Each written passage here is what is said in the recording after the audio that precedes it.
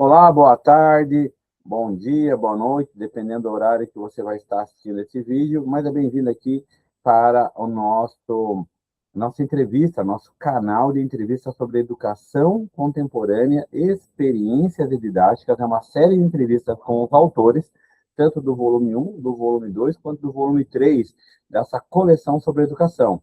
O nosso escritor, Gabriel Henrique de Oliveira Furlan Neto, com 2 T's, ele faz parte do volume 2 dessa coleção, organizada por mim, Israel Aparecido Gonçalves, pelo o nosso doutorando, que vai se formar agora, né, vai conseguir fazer a defesa ainda este mês de junho para julho, já posso até dizer, então, o nosso doutor Claudinei, e também tem o doutor Tiago Giorgetti, com 2T, e Quinelato, com 2L, que também é organizador da obra. Então, Israel, Claudinei, Tiago organiza essa obra, que tem vários autores, eu diria que eu acho que estamos em 9 ou 8 autores, sobre temas e experiências didáticas. Então, se você tem vontade de escrever a sua experiência, entre em contato com a editora Catarina de Alexandria pelo site, né, que tem o mesmo nome, ou por e-mail, redes sociais, tanto Instagram quanto Facebook, que vamos te atendê-lo. Gabriel, antes da gente começar, eu vou falar o título aqui do seu trabalho, né? Eu separei aqui uma tela à parte para ler ele certinho, que ele é um tema grande e necessário, né? Que chama Ateliê Autobiográfico e o Pensar Comunitário no Projeto de Vida. Método educacional convergente ao currículo base do ensino médio do território catarinense. Então, você assina esse capítulo de livro, e antes de a gente falar especificamente dele, quem é o nosso escritor, Gabriel Henrique de Oliveira Furlan Neto? Então, agradeço muito pela entrevista, né? Atualmente eu tenho 27 anos de idade, eu sou mestrando do programa de pós-graduação em História da UFPR, lá em Curitiba, nesse caso, e sou graduado em História pela Univille, né, que é a Universidade da região de Joinville. E atualmente estou desenvolvendo uma pesquisa voltada para o meu mestrado sobre migração, etnicidade na localidade do Morro do Meio, aqui do município de Joinville, né? E o meu capítulo de livro, ele consiste em... Eu posso falar sobre o meu capítulo? Claro, vamos ao capítulo. Se a tua apresentação foi feita, né, a ideia aqui é a gente Uhum. focar qual foi o teu objetivo, como é que foi escrever, né, para quem tiver interesse, né, se voltar à leitura do capítulo, que é um capítulo muito rico, e já aproveitando, Gabriel, que eu te interrompi, para dizer que a gente tem que lembrar disso, que o capítulo e o livro como todo ele é de distribuição gratuita, e ele vai ficar aqui no link dos comentários para um download. Então, vocês podem usar, citar conforme a BNT, mas sempre cite o autor. Vai usar o nosso escritor, que é professor também, mestrando, Gabriel, o cite, né, com as normas da BNT. Gabriel? Então, muito obrigado. Nesse caso, o meu capítulo ele consiste em comunicar um método de aplicar uma sequência didática para o componente curricular de projeto de vida, né? Especialmente voltado para a rede estadual de Santa Catarina, no caso, a rede pública de Santa Catarina, né?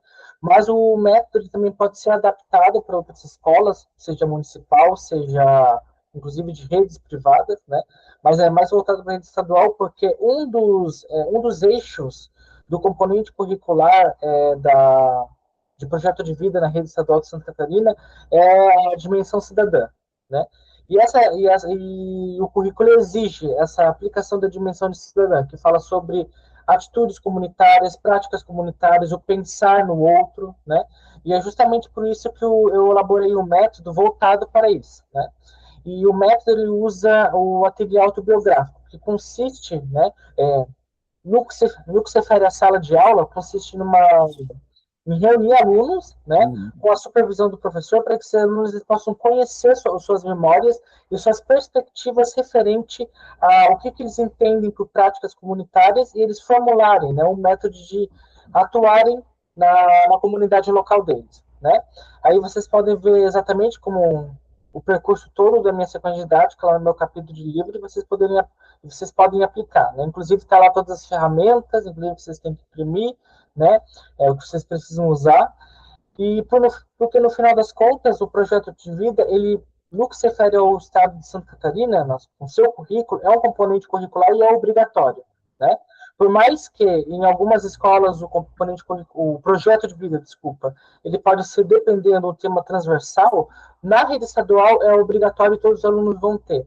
Então, por mais que seja um componente curricular controverso, polêmico, às vezes, eu tive uma perspectiva mais pragmática de que é necessário lidar com isso, né? E Sim. justamente lidar com uma forma até mesmo subversiva, porque por mais que algumas pessoas falem sobre o projeto de vida pensa muito no neoliberalismo e essas questões, né? Mas aproveitar também para falar de questões comunitárias nesse projeto de vida, aproveitando que um dos próprios eixos, né, fala sobre a dimensão cidadã.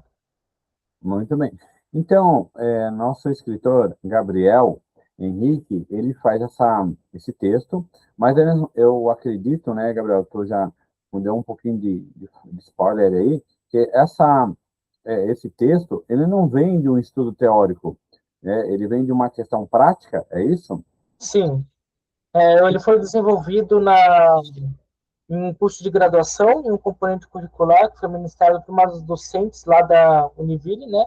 Houve essa exigência, né? Que nós, alunos naquela época, né, da Univille, formulássemos um método baseado em aquele autobiográfico para pensar o projeto de vida ou até mesmo o componente curricular de história, mas eu escolhi o projeto de vida, né? E acabou resultando naquele trabalho, e como eu gostei do resultado, eu acabei transformando em capítulo de livro. Muito bem. Então, ele foi testado e foi operacionalizado por você, né, em orientação aí com as professoras. Ele tem um subtítulo que você já até adiantou, mas eu queria só reforçar. Ele fala ali que é o currículo base do ensino médio do território catarinense. Mas claro que eu já li, a gente até já conversou sobre isso, né? Porque como editora eu passo a leitura, né, de todos os faço e tem que Uhum. passar por mim então, a leitura de todos os textos. Eu vi que ele pode, mas eu só queria te ouvir para a gente reforçar isso. Ele pode ser adaptado para o ensino fundamental? Então, o projeto de vida, o currículo, nesse caso, a BNCC, ela não exige projeto de vida para o ensino fundamental, né? Mas, caso haja, por exemplo, aulas extracurriculares, ou até mesmo uma forma de adaptar isso para o componente curricular de história, né, ou de geografia, até mesmo de língua portuguesa, ou os componentes curriculares, é possível sim. Mas, como você mesmo falou, é necessário passar por uma adaptação, né? Muito bem. E qual foi o resultado que nós podemos falar aqui para o nosso ouvinte sobre esse teu trabalho, tua pesquisa, né? Você percebeu que houve uma melhoria pedagógica com relação, são duas perguntas, na verdade, né? Uma melhoria pedagógica para essa disciplina específica, porque o projeto de vida ele entrou no currículo do ensino médio, mas meio que de paraquedas, sem material, ou com material muito fora da realidade, né? Uhum. Então, essa primeira pergunta, você viu que ele teve adaptabilidade, ele fez sentido, ele é coerente, né? E isso, a gente tem certeza que alguma coerência há, né? E o segundo ponto, que tu já pode emendar, que é o seguinte, no processo de ensino, né? Houve aprendizagem, então, assim, houve adaptabilidade e houve realmente um processo de ensino, né, com início, meio e fim? Entendi. Então, respondendo à primeira pergunta, o projeto de vida, ele, como você me disse, caiu de paraquedas e, de certa forma, os professores, todos que são graduados em licenciatura, não tiveram de início essa formação para aplicar o projeto de vida, porque cada um é voltado por um componente curricular específico. Nesse caso, por uma disciplina específica, né? Aí, nesse caso, o projeto de vida é aquele componente curricular que fica solto no currículo, né? E que alguns professores pegam e não tem aquele preparo específico, né? Ou seja, mais ou menos, o currículo do Estado de Santa Catarina ainda dá certas direções, né? Então, aqui fica mais fácil, mas dependendo do currículo, até mesmo de redes privadas, né? Chega o material tudo pronto, professor de história, que não, né, não é psicólogo, que não é nunca teve contato com o empreendedorismo, tem que falar de coisas do tipo no componente curricular do projeto de vida, né? Acredito que talvez eu tenha respondido a primeira pergunta, né? Referente à segunda pergunta, o meu método ele não foi aplicado por mim, mas ele foi direcionado pela professora do componente curricular que fez lá na graduação a um docente de outra escola, né? E eu não tive contato com esse docente, né? Mas é a professora Letícia, né, que é a professora que entregou esse método meu para outro professor e ele que poderia ter aplicado, né? Mas então eu não tive contato com os resultados. Entendi. Então, o teu projeto foi aplicado. Isso é, Aham. é. É aquela coisa, né? Se não ficasse bom, tu ia saber, né? Porque coisa ruim anda mais rápido que coisa boa. Aham. Mas pelo que eu vi, pelo que tu mostrou, é muito legal, né? Ele tem bastante adaptabilidade, ele tem coerência, ele tem começo, meio e fim. E como é que foi escrever? Demorou quanto tempo para escrever um, né? As pessoas perguntam, mas eu quero escrever um capítulo, mas eu não tenho tempo. Ah, eu tenho tempo, mas eu não sei fazer. É claro que você estava numa disciplina, tu tem nota para ser dada, então tu tem prazos, né? Assim, é uma coisa diferente de uma pessoa que escreve de forma não vinculada a uma instituição. Quanto tempo demorou? Como é que foi esse processo de ir e vir do texto? Então, o trabalho inicial que se baseou no meu capítulo, eu levei em torno de uma semana para escrever, porque está em formato de monografia, né, originalmente, né? E depois que eu quis transformar em capítulo de livro, demorou em torno de 3 semanas, talvez, né? Somando tudo, né? Eu estou pegando dias esparsos, assim, que foi conforme minha agenda, fui fazendo modificações, e talvez, totalizando todos esses dias, deu um total de aproximadamente 3 semanas. Uhum. Sim, sim, juntando tudo. Mas assim, claro, você estava sendo orientado, tinha um professor, Uhum, você já tinha leitura, né? Não é uma coisa que tu uhum. começou assim do zero, zero, zero, até Não. porque é uma disciplina que está dentro de uma graduação e essa graduação tu já foi, né, tendo recursos, tendo uma leitura, né, e tendo orientações. E esse capítulo te ajudou para entrar no mestrado, esse capítulo te ajudou, né? Ou melhor, né? Às vezes nem o capítulo em si, porque tu pode mudar, e como mudou o tema, né, no mestrado, mas assim, escrever um capítulo, ele te dá uma estrutura melhor para te ajudar a pensar novos projetos. Como é que foi esse processo né, de autoconhecimento também, né, com relação ao capítulo? Então, esse capítulo me ajudou a conseguir a bolsa que eu tenho atualmente, né? Olha? Porque no programa que eu estou matriculado, né? Uma das modalidades para você ganhar bolsa é por currículo acadêmico, né? E você pontua nessa modalidade com a sua produção, né? Publicar artigos em periódicos, publicar capítulos de livro, publicar livro, apresentar trabalho em evento, né? E tudo mais, né? Tudo que está correlacionado a isso, né?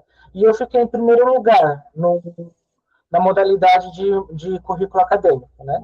Então, esse capítulo, a publicação dele realmente me ajudou porque pontuou, né? Esse pontuou, e por causa de toda essa pontuação, acabei ficando em primeiro lugar, conseguindo a bolsa, né? Que é do ProExCAPS, né? Que é Programa de Excelência Acadêmica da Coordenação de Aperfeiçoamento Pessoal de Nível Superior. Uhum. Que legal, que legal. E sobre o capítulo de experiências didáticas, esse foi o teu primeiro capítulo, se eu não me engano, né, de um livro, mas agora você mudou de tema e está pesquisando mais a questão do bairro, né, aqui em Joinville, Morro do Meio, então já não vai mais estar nessa parte de fazer modelos educacionais, né? Agora você está mais na historiografia, etnografia, entrevistas orais, é isso? Sim, atualmente eu estou trabalhando com história oral, como você mencionou, né? Eu produzi um total de 16 entrevistas, né? Posso falar um pouco da minha pesquisa, caso você tenha esse perfil? Claro, vamos lá, vamos entender um pouco, porque faz parte Uhum. da tua trajetória, né? É. Então, como eu tinha falado anteriormente, eu estou pesquisando migração e etnicidade na localidade do Morro do Meio, Uhum, mas por meio de um processo de transformação do meu projeto, né, eu também estou discutindo práticas culturais, né, e emoções na localidade do Morro do Meio, né? Aí, nesse caso, e relações éticas, pô, já que eu falo de etnicidade, também relações éticas, né? E é um total de 4 grupos que fazem parte da minha pesquisa em história oral, né? Que são descendentes italianos, descendentes de alemães, os chamados caboclos, ou brasileiros, dependendo da pessoa e dependendo, né, de quem chama, de quem recebe essa denominação, né? E os paranaenses, né, que apesar de não ser um grupo étnico, eles foram os grupos de imigrantes. Eu também sou paranaense, então eu faço parte desse fenômeno, né? Que vieram para lá na segunda metade do século XX e parte deles não se assentaram em outros bairros, mas se assentaram na localidade de Morro do Meio, quando ainda nem sequer era um bairro, era área rural, né? Aí eu estou entrevistando para saber sobre a experiência de vida em relação a essa localidade, né? Sobre relações sociais, especialmente falando da imigração, né? Sobre o que levou esses migrantes a chegarem aqui, né? Seja fatores de repulsão, seja fatores de atração, né?